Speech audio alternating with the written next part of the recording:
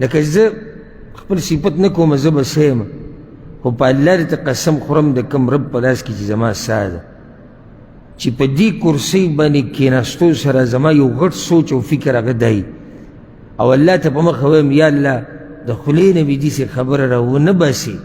چې د هغې د لاسه خلک ګمراه شي.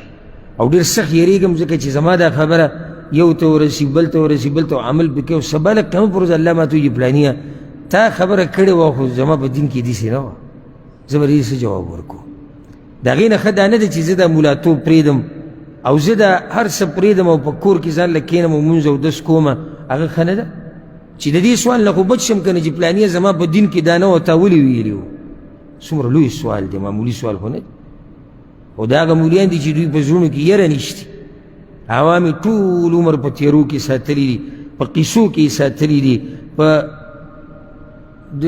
منګړتو حدیثونو بیانول، منګړت قصې بیانول، د عوام غریبانان یې داسې یلغمار کړي دي، داسې راټینګ کړي دي. خو الحمدلله اوس عوام